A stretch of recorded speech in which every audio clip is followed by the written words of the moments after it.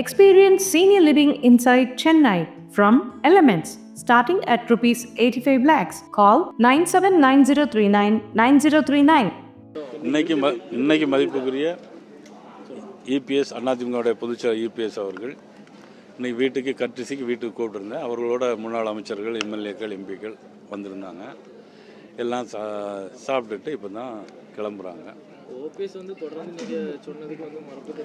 நான் அதை பற்றி எந்த விதமான கருத்தும் சொல்ல விரும்பலை.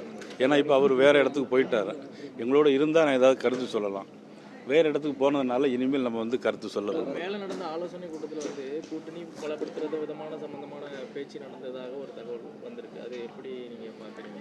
இல்லை, நாங்கள் எங்களுக்குள்ளே பேசிக்கிட்டோம். கூட்டணி கட்சி தலைவர்கள் நாங்கள் பேசிக்கிட்டோம். தேசிய ஜனநாயக கூட்டணி இன்னும் பலப்படுறதுக்கு வாய்ப்பு இருக்குது. நிச்சயமாக இருக்குது. தேர்தலுக்கு இன்னும் நிறைய நாள் இருக்குது. நிறைய மாற்றங்கள் வரும். சார், எடப்பாடியோட சுற்று நேரத்தில் நீங்கள் கலந்துக்கிறத பற்றி கூட சேர்ந்து பிரச்சாரத்தை? ஆமாம், நான் கோயில்பட்டியில் கலந்துக்கிட்டேன். நாளைக்கு திருநெல்வேலியில் கலந்துக்கிட்டேன். எனக்கு எங்கெங்கெல்லாம் நேரம் கிடைக்குதோ அங்கெல்லாம் நான் நிச்சயமாக மதிப்புக்குரிய எடப்பாடியார் கூட நான் கலந்துக்கிட்டேன். மீண்டும் ஓபிஎஸ் தேசிய ஜனநாயக கூட்டணியில் இணைய வாய்ப்பு இருக்கா?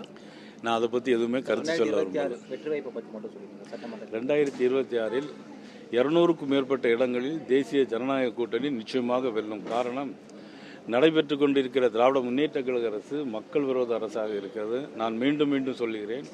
சொத்து வரி உயர்வு, மின்சார கட்டண உயர்வு, நடைபெறுகின்ற பாலியல் வன்கொடுமைகள், தொடர்ந்து நடைபெறுகின்ற படுகொலைகள், தென் மாவட்டம் மட்டுமின்றி வட மாவட்டங்களில் திருவள்ளூரில் பார்த்தீங்கன்னா 24 மணி நேரத்தில் 4 படுகொலைகள் நடந்திருக்கு.